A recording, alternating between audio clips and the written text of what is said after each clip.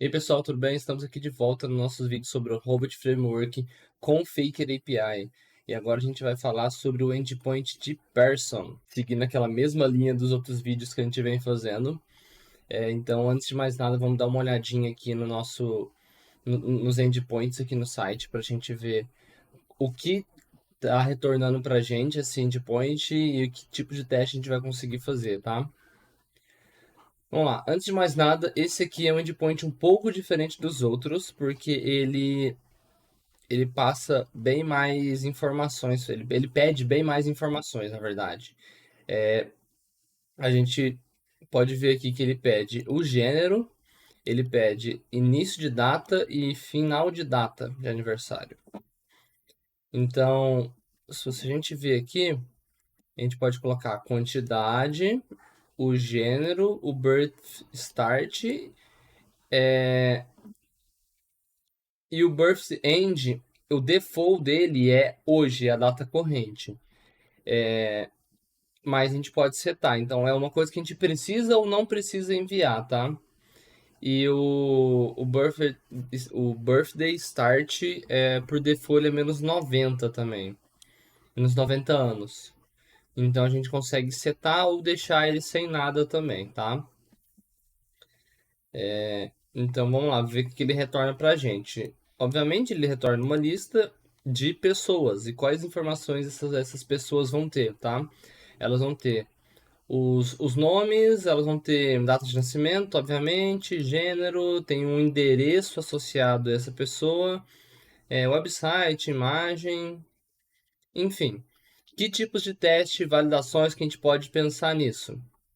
A primeira que a gente de cara vai pensar na verdade, os dois primeiros de cara a gente pensa são associados aos valores que a gente passou aqui, né? A gente não está passando gênero, então tá, a gente pode validar se realmente ele está trazendo corretamente. A segunda coisa, ele está trazendo uma data, né, de aniversário inicial. Então a gente pode fazer alguma validação em cima disso, entendeu?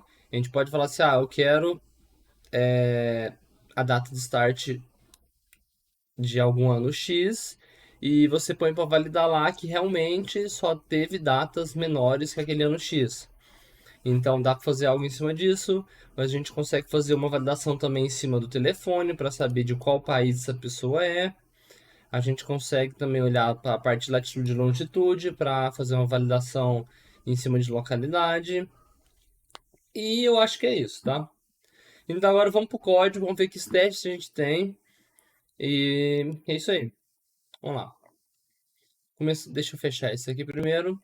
E começando como de praxe, a gente tem a parte de quantidade de elementos, que esse daqui tá super batido, tá? Mas vamos lá. Então, a gente tem primeiro o getPerson, que ele vai ter.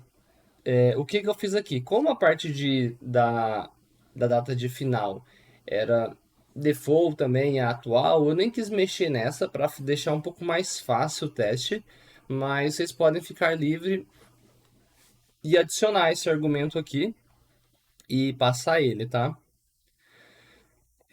Então tá, o que que eu fiz aqui? A URL é normal, a diferença dela é que ela vai ter só mais argumentos. Em vez de ter quantidade, ela vai ter o e comercial, que indica o e mesmo, ou seja, uma variável a mais. E a gente passa eles aqui. Então, o gender e o birthday. E é basicamente isso, tá? Aí na parte de validação da quantidade, a gente só está realmente vendo aquela variável total e comparando com o que eu quero, o que eu estou esperando. E só isso e pronto, tá? Não vou me estender nesse porque a gente já falou bastante sobre esse. Agora vamos falar sobre os outros, né? O que mais importa. Validação de gênero. Como que funciona isso? O get eu vou ter que passar a data de aniversário mesmo, porque é default. Mas eu não tenho necessariamente validar algo em cima disso. Tanto que a validação de gênero nem está olhando, não tem nenhuma variável de data aqui, porque não precisa, tá? Então a gente tá escolhendo o gênero male, que é masculino, e a gente quer validar que só tá vindo coisa sobre isso. Então a gente só passou esse aqui e essa variável aqui, tá? Então que tipo de validação que a gente está fazendo? bem simples, tá? A gente só vai pegar o valor que tá vindo no campo gender e vai ver se o gênero tá igual ao gênero escolhido. Só isso, simples assim. O que mais que a gente poderia fazer aqui?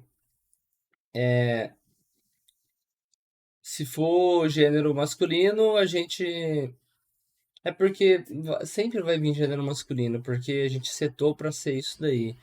Idealmente, seria legal se a gente pudesse colocar para vir qualquer um dos gêneros, ser tipo assim, both ou algo do tipo, e a gente ficar populando duas listas. Se for masculino, vem para cá, se for feminino, vem para cá e, e faz alguma coisa aí, algo do tipo. Para fazer alguma análise estatística, algo do tipo. Mas não tem como. Então, tipo assim, aqui, ó, se é gênero, é igual ao gênero que você escolheu. E só isso. E aqui é tudo variáveis que a gente já trabalhou nos outros vídeos. Então, set variable para criar essa variável e o should be equal, que é a- o comparador aqui no Robot Framework da Built-in. Então, foi só isso mesmo, esse teste. Beleza, e o data de nascimento, né? O data de nascimento, eu tenho que passar nesse formato, tá? É 2025, 01 e 13. Aí, como é uma data americana, vamos só confirmar aqui qual que é o formato dela, ó. É ano, mês e dia, tá? Então é como se fosse ao contrário lá. Então, 2025 é o ano, 01 é o mês e 13 é o dia. E eu quero comparar se realmente todos os valores estão vindo de 2005. Como que eu vou fazer isso então? Isso. Vou colocar dentro de um for, obviamente, para eu conseguir varrer a lista. Eu vou pegar aqui o birthday e pegar a data completa. E vou usar o separador traço para fazer um split. Com isso eu consigo fazer o split do ano, né? Aí se eu pegar e dar um log de console aqui, da data, ela vai me trazer como uma lista. Vamos lá, data, e vamos executar esse teste. Ctrl C.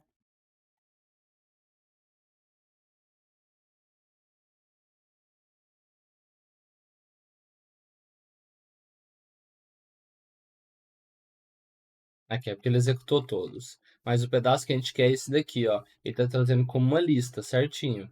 O ano, e a gente vai validar só o ano. Então a gente pode pegar só a posição zero da lista, tá? Então o que a gente está fazendo aqui, ó. Se a gente pegar aqui, ó, pega a posição zero e põe nessa variável ano. E vamos fazer só um comparador simples. Vamos validar se o ano que a gente escolheu é igual ao ano que está mostrando aqui. E é isso. Na verdade, não é nem igual, né? É igual ou maior, né? Tem que estar dentro do range. Então, tipo, o ano que tá aqui tem que ser igual ou maior ao ano escolhido. É a partir daquele ano. Então, a partir daquele ano tem que ser maior. Se for menor, não vale. Se a gente ver aqui nesse teste que a gente acabou de executar, eu setei 2006, 2005. Então, só é para vir valores acima de 2005, tá? Então a gente tem aqui 2006, 19, 7, 7, 17, não veio nada menor que 2005. Vamos aumentar 100 aqui para a gente ter um espaço amostral um pouco maior. E vamos ver se o que que vai vir aqui, ó. Ó, 2008, 20, 21, 2015. Foi só 10? Ih, nesse coloquei só 10. Vou deputar de novo. Quero o 100. Ó, 2007, 2008, 10, 15, 22, 2013, 9. Nenhum foi menor que 2005. E não vai ser mesmo. Geralmente esse aqui não tem muito problema, porque isso aqui é praticamente uma query em algum banco de dados que está fazendo aí. É interessante a gente usar esses valores que a gente leu para validar alguma outra coisa, ou só entender isso como forma de estudo para a gente saber as ferramentas para tratar os dados, ler os dados da melhor forma, quando a gente quiser fazer um teste real dentro da empresa que a gente trabalha, né? Então, esses são os três testes que dá para fazer. De maneira foi bem rápido agora, porque a gente está vendo isso aí, vendo e revendo esses mesmos passos aí várias vezes, não acaba ficando um pouco batido. Mas, e também a gente viu, olha só, a gente viu outros 5 endpoints aqui, então são coisas que é para estar bem fresco na cabeça de todo mundo. Mas os códigos estão aqui, tá? Então, mesmo se tiver algum problema, vem cá, copia o código, executa. E a gente tem APIs melhores para testar, para a gente realmente executar mais ações, que é o que eu estou planejando trazer para os próximos vídeos. A gente vai ter uma que é de um e-commerce, e vamos trazer coisas também da parte de front-end que vai vir em breve. Então é isso. Muito obrigado por quem acompanhou até agora. A gente se vê nos próximos vídeos. E é isso. Valeu, pessoal.